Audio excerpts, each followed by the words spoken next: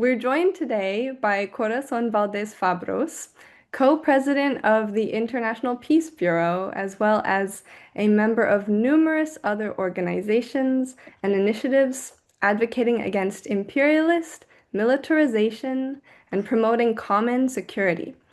Thank you so much for joining us today, Corazon. Oh, thank you for having me, Zoe, and I'm really happy to see you again and to be part of, ISC's initiative at this point in time. It's always amazing to see you too. Well, I'll just jump right in.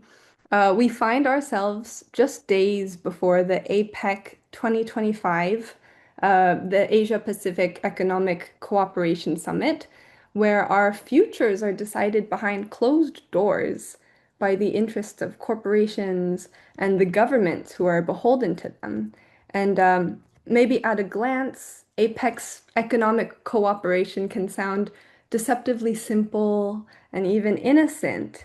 But Mhm. as someone like yourself who's long advocated against US militarism in Asia, can you help us understand how APEC advances imperialist and military agendas, especially in the light of Trump's tariff wars? Oh my goodness. I have forgotten about APEC already, but it continues and it's, when we, as you mentioned, they are actually happening in closed doors, governments, that is. And, I call that packaging, if you're in advertising, you make things and use words that are acceptable to governments and to the people as well. But we know for sure that this is some kind of deception, no? And and therefore, given the experience that we've had for many years, decades, in fact, I would say that we must speak of when we speak of peace, you must not forget to um, uh, talk about it in terms of economy as well, no, in the same breath, and stop and put in the connection, because war and injustice are two sides of the same system. We have been saying this for many years now.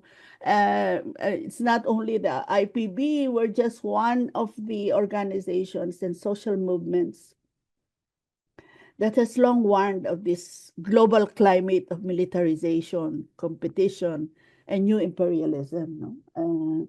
And that's why at IPB we've chosen to focus on looking at the military spending aspect of economy, and our expression is through the global campaign on military spending that we hold every year.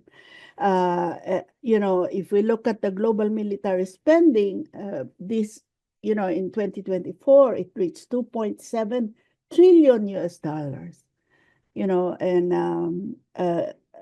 how every dollar spent on weapons is stolen from human need. So imagine that if, even a fraction of that amount instead goes to healthcare, education, housing, climate adaptation, so on and so forth. So I don't know whether I should keep on, you have to interrupt me. But, to be more concrete, when I say this, no, in the Philippines, our budget has grown for more than 10% every year, no?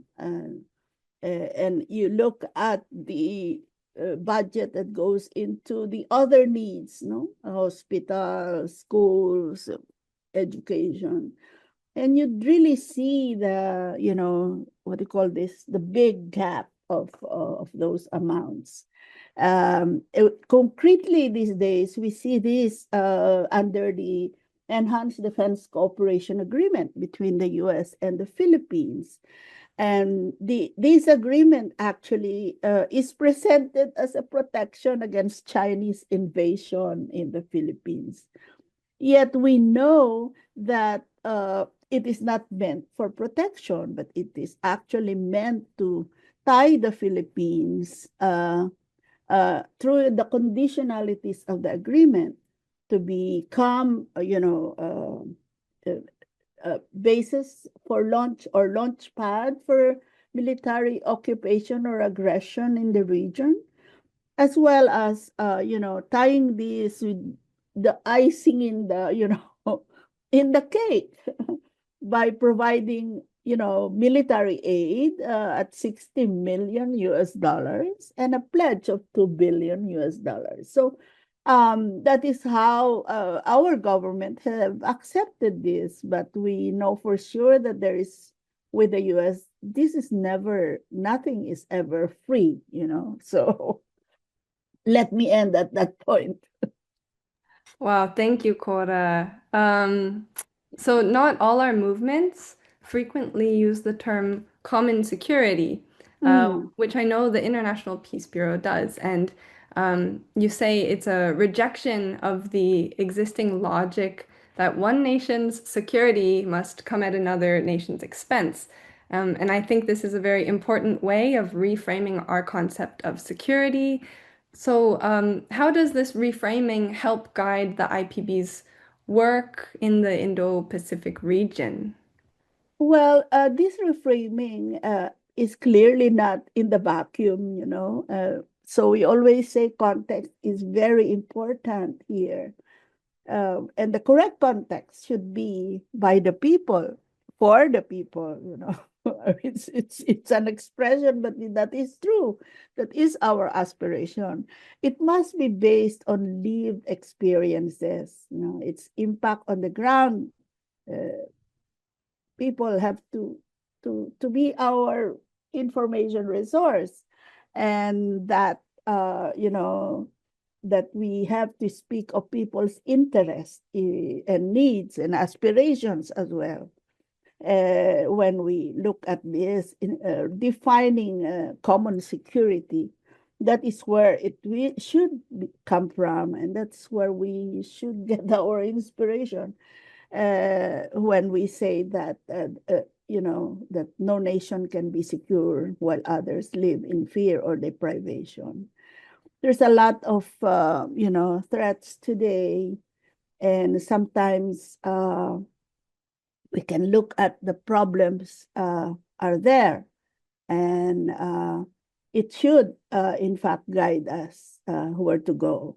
So there is no general common security in terms of the whole world, but if context is very important, then it's the situation in our region, for example, in Asia and the Pacific, or what we often now call the Indo-Pacific region, that has to be our guide in terms of looking at priorities and for the people.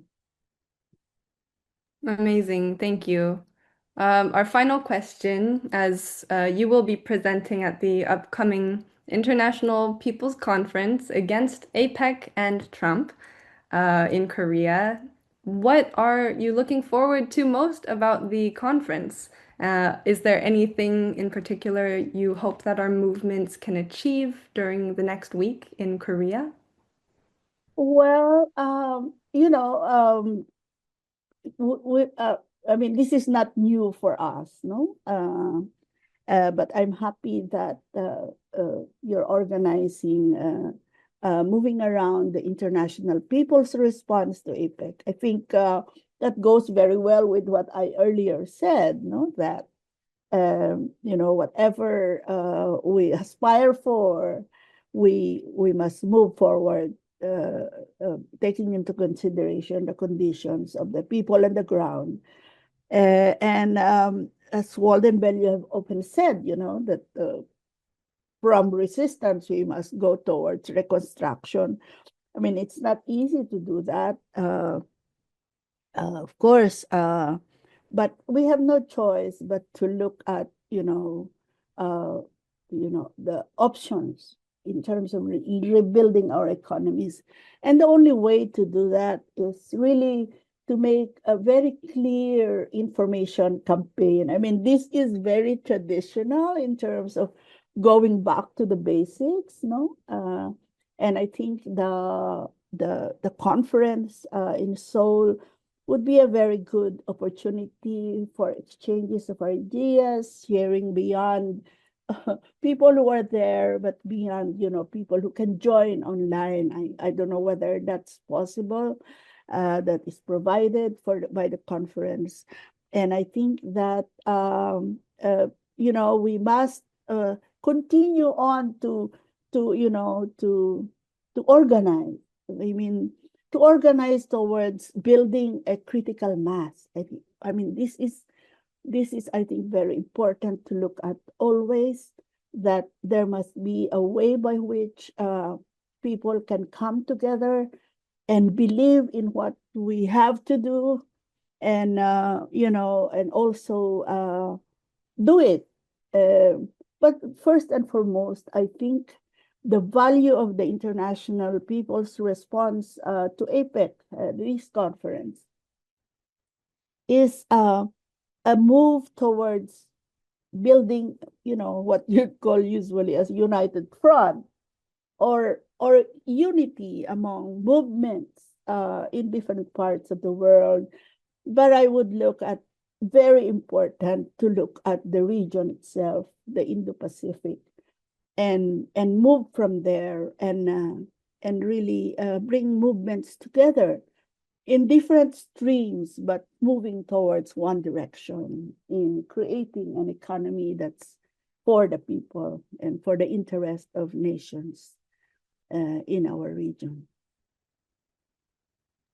Wow, beautiful. Thank you so much for this interview, Cora. I can't wait for your presentation next week in Korea. And thank you so much for sharing your time with us today. I think there are some controversial things that I've said in the speech, and I am hoping that it could trigger, productive conversation among the Beautiful. participants. Yeah. I can't wait. Thank you so much, Zoe.